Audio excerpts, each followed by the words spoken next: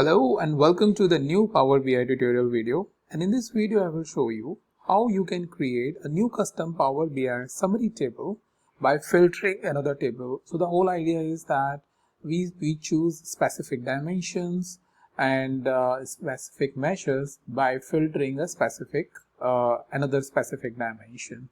So this is a very common requirement where we need to create a one very small table for some specific need where as per the part of our analysis.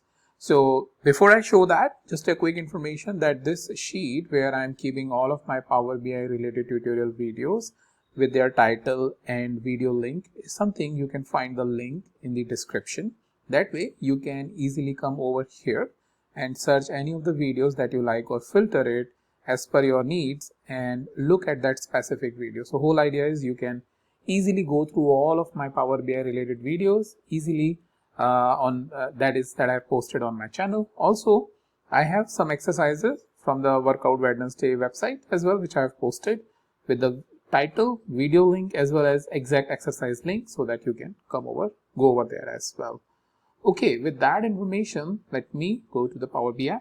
Alright, so here we are using a very simple and straightforward Superstore data set, which is about customer information, order information, where the products are getting sold and all.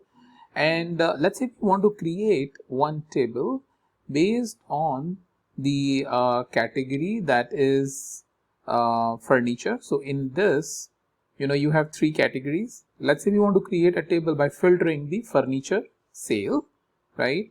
And we want to group the rows based on the segment and the region. And what do we want to group, or what we want to take the total is sales and profit, let's say. So this is a simple scenario. You can make it as complex as you want by taking more and more values. But the whole idea is that I create, first of all, over here in home, I create new table, right? And I call it let's say furniture sales and profit, and we use the function which is summarize. It helps us summarize the table content by creating a new table.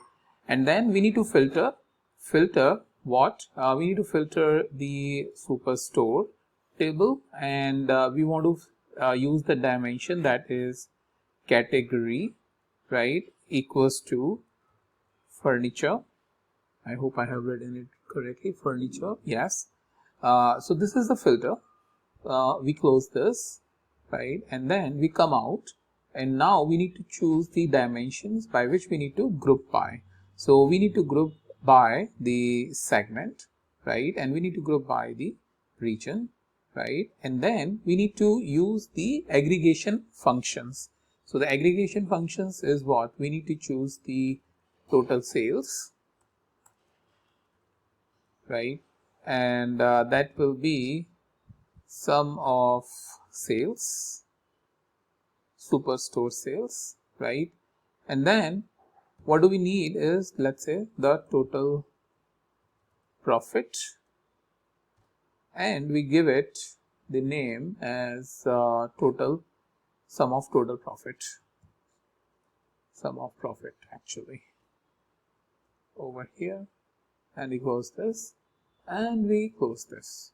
So what is going on? Again, just to summarize this, summarize is helping us creating a new table by filtering the Superstore data set, which is by furniture. The category is furniture, taking two dimension, segment and region, and taking two measure, sales and profit.